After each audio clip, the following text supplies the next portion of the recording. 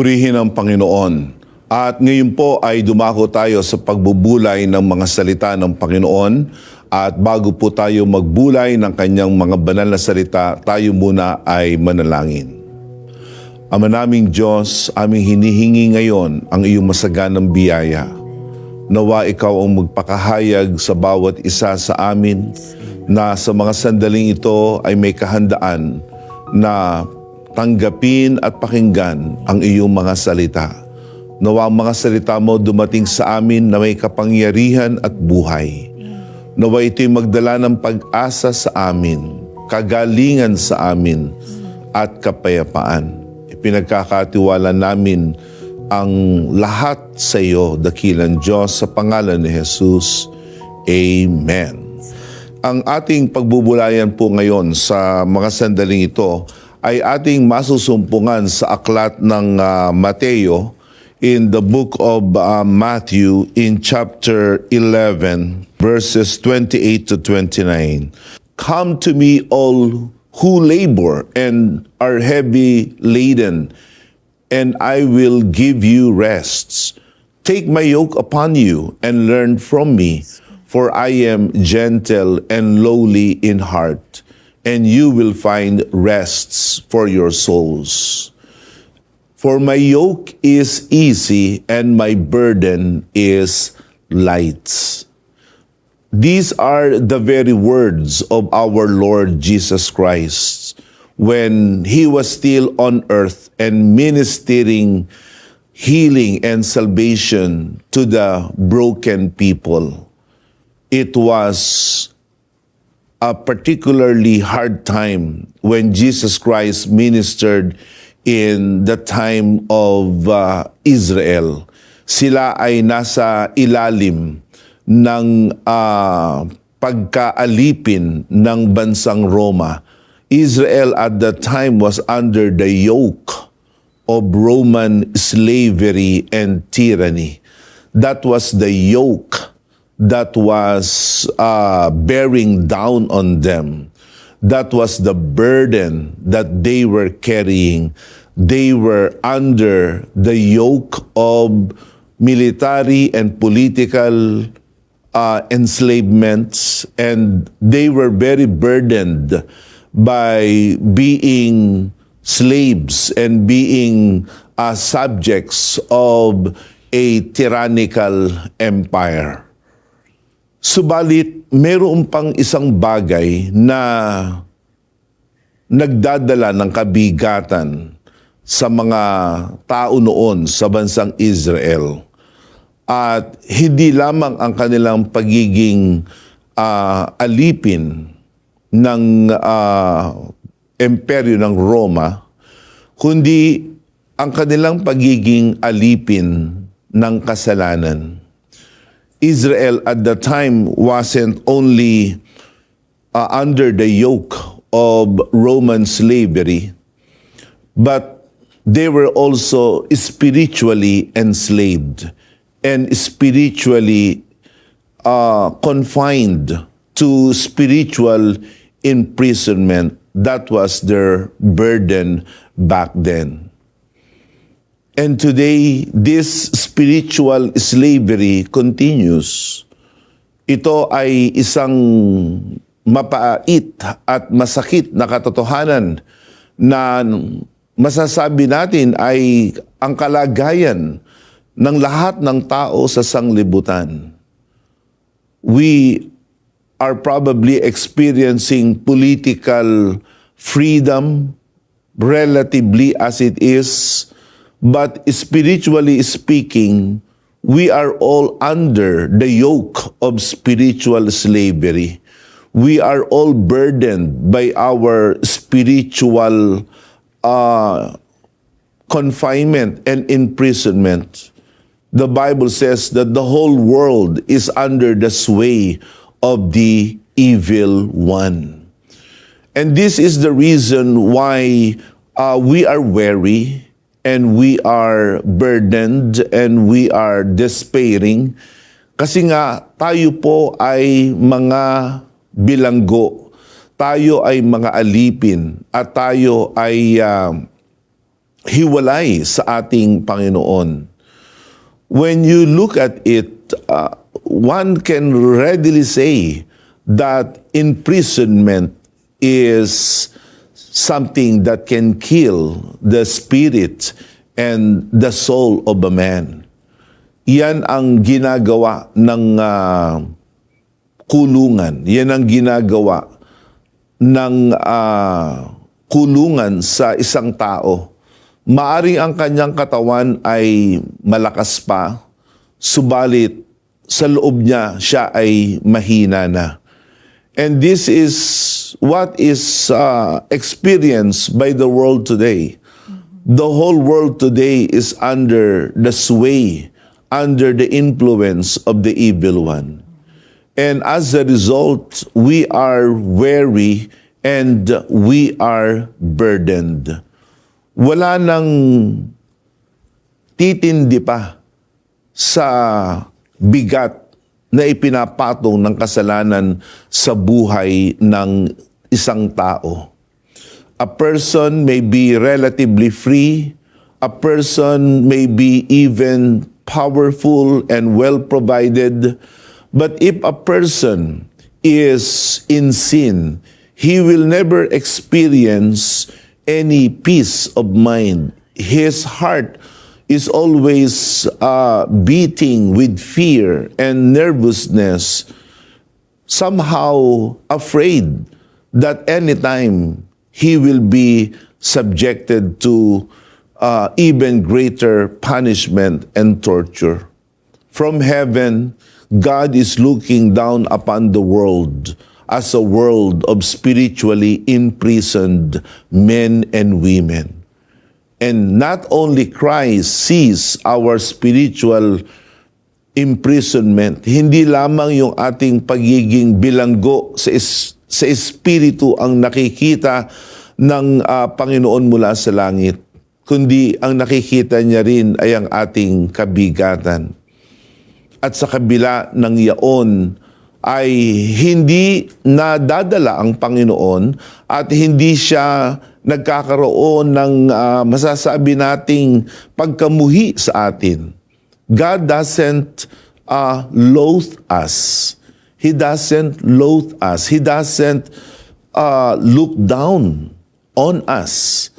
But He is kind. He is caring. And He wants us to be set free and to experience relief and comfort from the back-breaking burden of sin that we are all carrying. Kaya ang paanyaya ng Panginoon sa atin ay magsiparito kayo sa akin. Come to me, all you who are weary and burdened. To God be the glory. This is one thing we can say about God, that despite our sinfulness, sa kabila ng ating pagiging makasalanan, sa kabila ng ating pagiging matigas ang ulo at rebelde sa Diyos, ang Diyos ay hindi nananawa sa atin na tayo ay palapitin sa Kanya. Hindi siya nadadala na tayo ay hikayatin, na siya ay kilalanin at sampalatayanan. May mga tao na nagsasabi na sila ay napakarumi, napakasama, tiwali ang buhay nila, at sabi nila, hindi ako magiging katanggap-tanggap sa Diyos at hindi ako malilinis ng Diyos. They think that they need to clean up themselves first. They need to fix themselves first before God could accept them. But this is what Jesus Christ is telling us. You do not need to fix yourself. Then you will go to Christ. Christ is telling you right now na you must first come to me and I will fix you and I will cleanse you.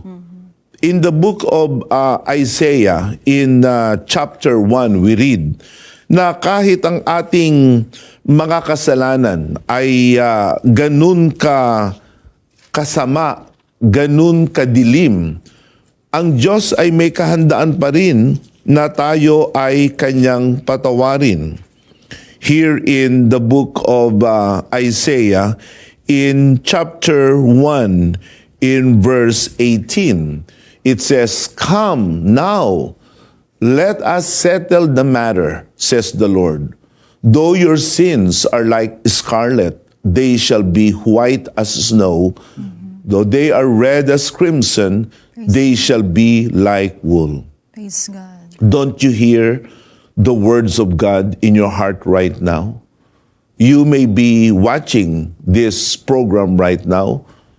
Kayo ngayon ay nanonood ng programang ito.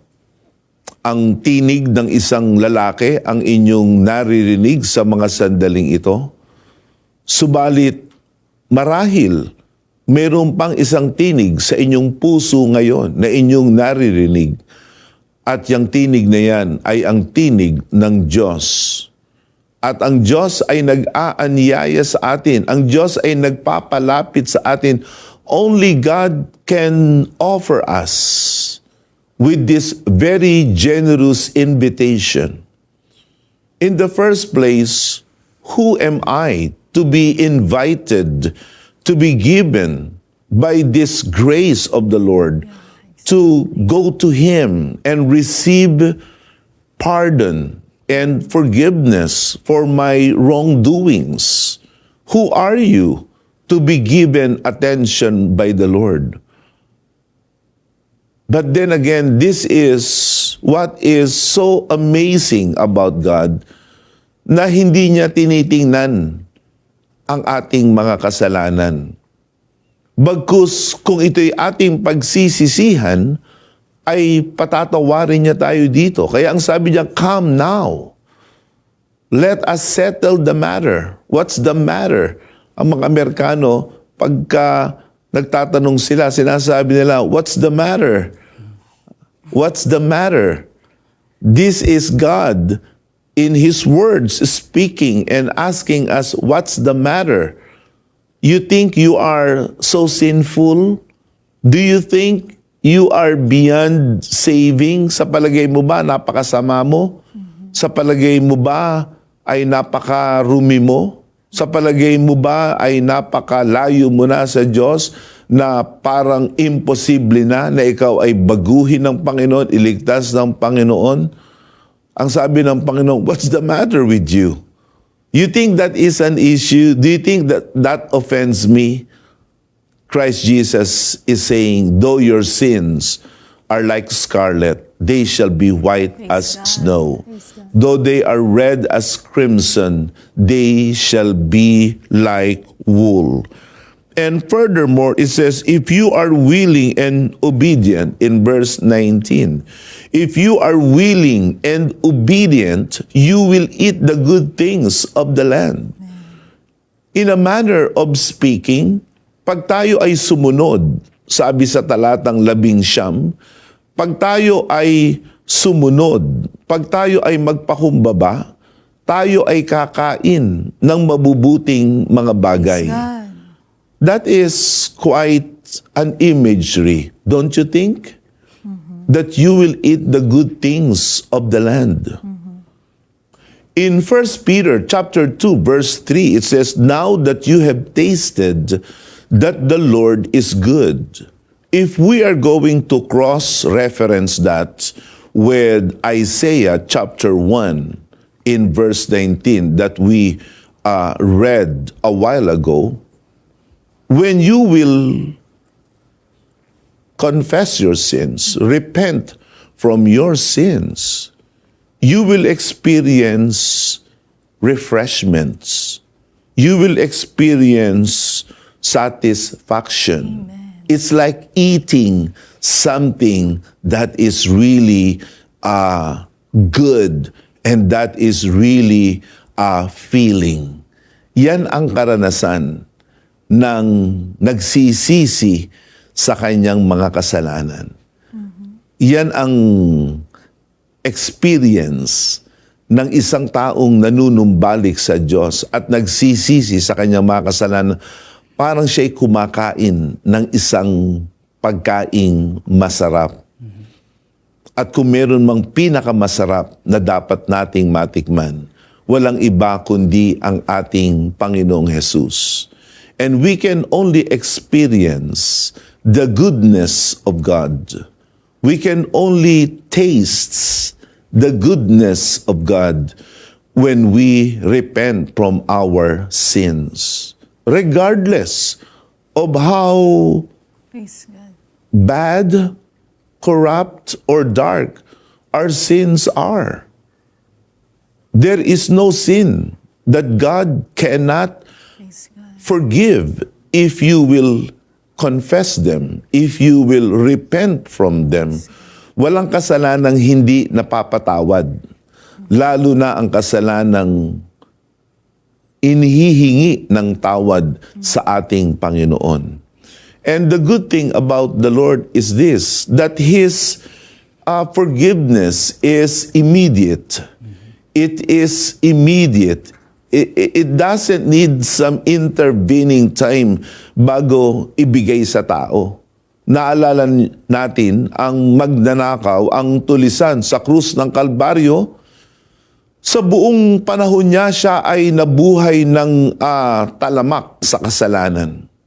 Subalit sa sandali na siya ay nagsisi at tumalikod sa kasalanan, nung siya'y humingi ng isang bagay sa Panginoon na alalahanin siya pagdating ng Panginoon sa kanyang kaharian, ang sabi ng Panginoon, ngayon din kakasamahin kita sa aking kaharian.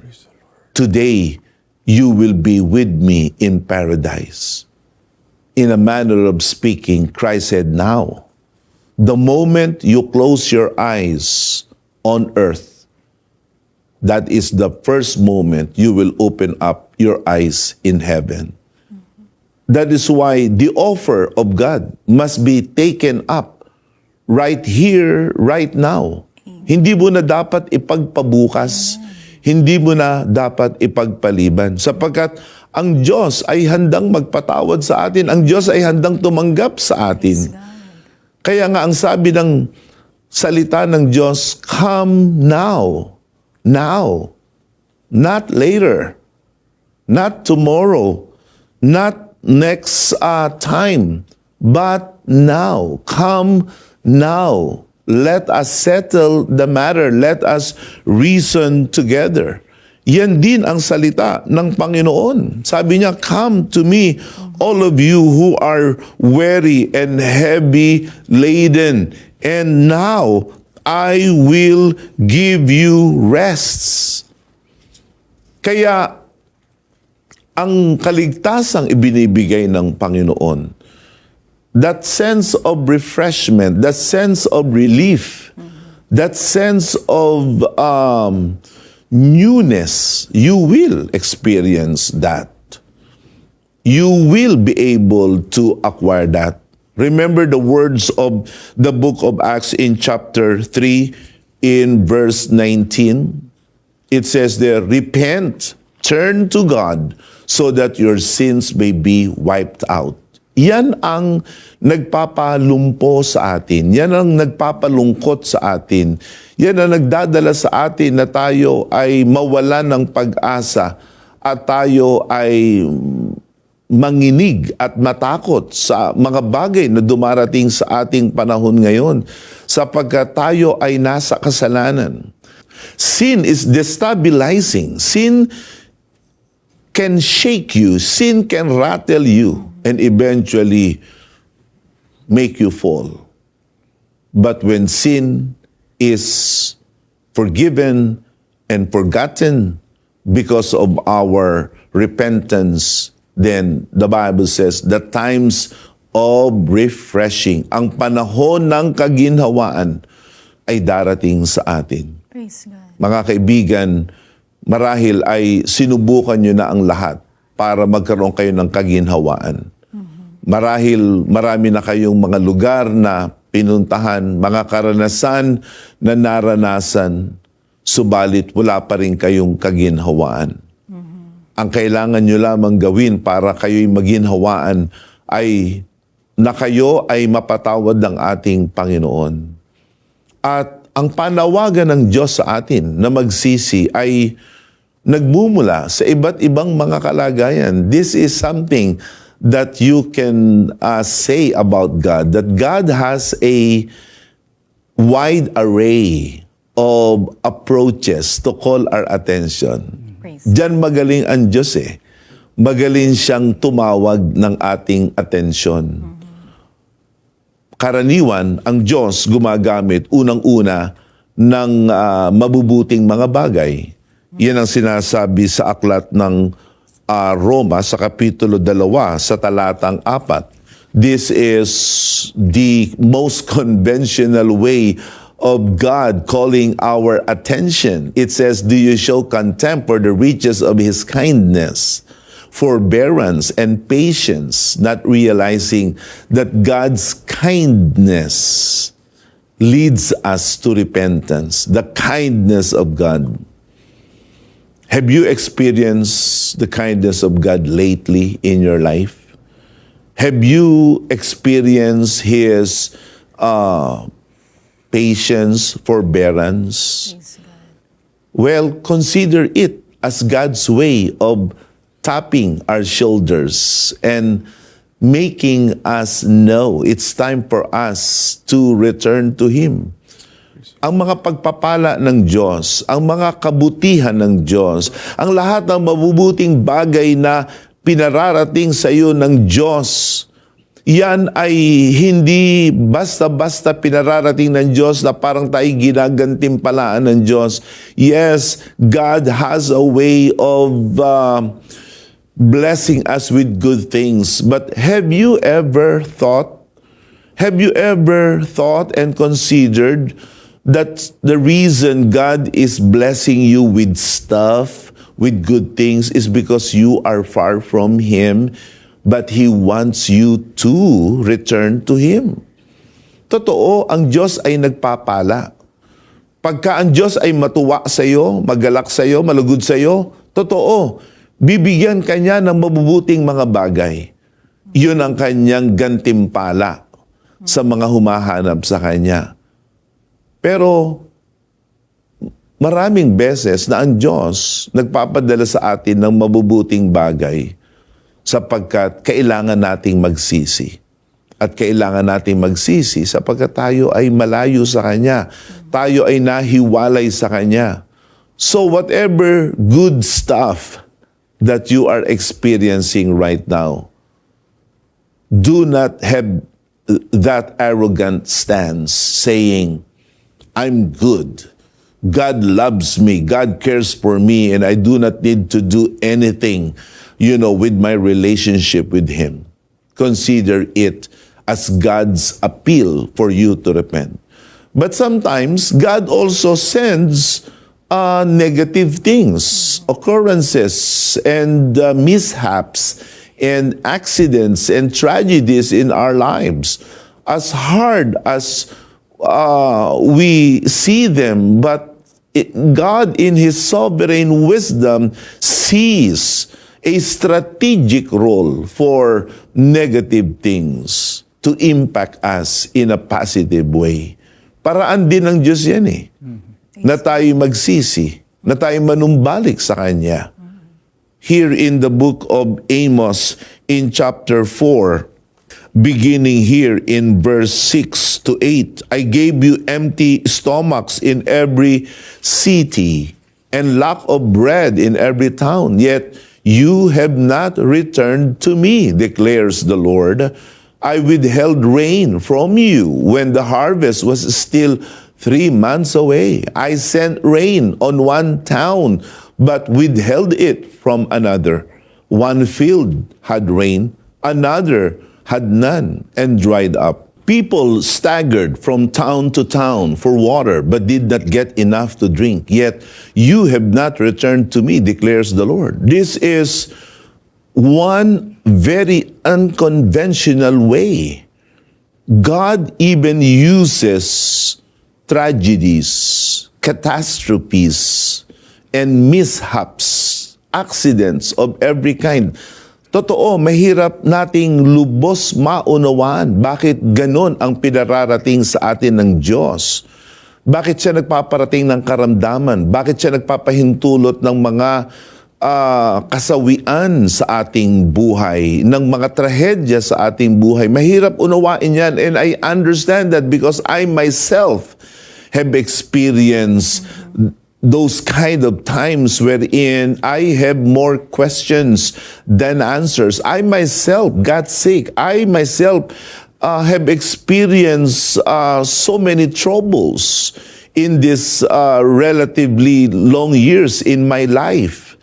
But I always take heart. I always embrace the will of God. That at the end, God wants me for Him. Praise God. That is what repentance will really accomplish. Sa pagsisisi, lalo kang mapapalapit sa Diyos. Amen. Lalo kang mapapalapit sa Kanya. Mas didikit ka sa Kanya. At gumagamit siya ng mga kaparaanan na parang mahirap nating maunawaan, subalit sampalatayanan lamang natin ng Diyos. Kaya nga siya ay Diyos. Praise God. As much as we want to make Him just like one of us, but we can't and we shouldn't, because God is God. He has His ways. Amen. And what we needed to do is simply trust Him. Amen. Trust His ways as He orchestrates good and bad things in our lives so that to affect repentance. Yan ang gusto ng Diyos sa atin, na maibsan tayo. Kaya ang paanyaya ng Panginoon sa atin ngayon ay, "Come to me, all of you who are weary and burdened, and I will give you rests."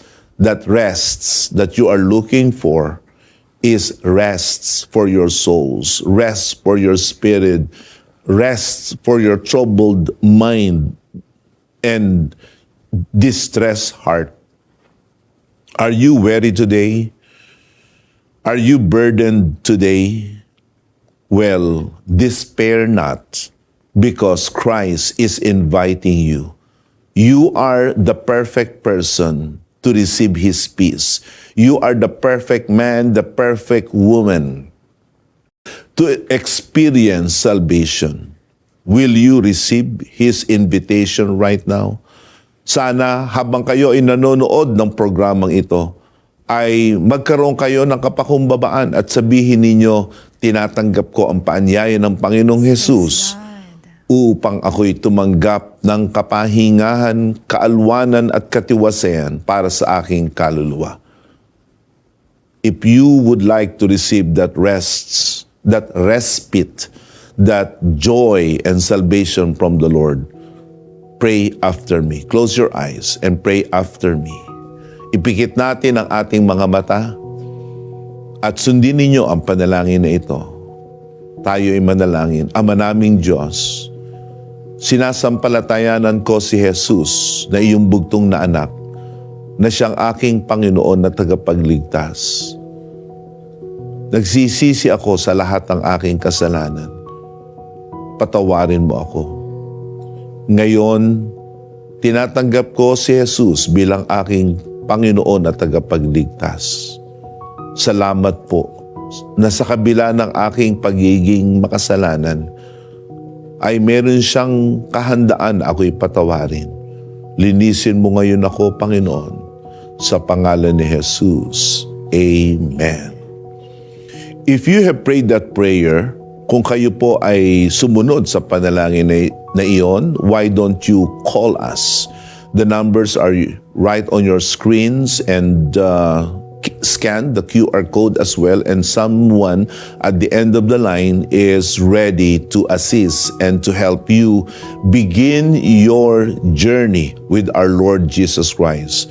The PMCC Fort Watch is a beautiful, wonderful church, and we are here for you and to serve you. Please do call us right now, because we want you to know that we are your friends and we want to help you. Once again, thank you for joining us in this special meditation of the Word of God. Praise the Lord.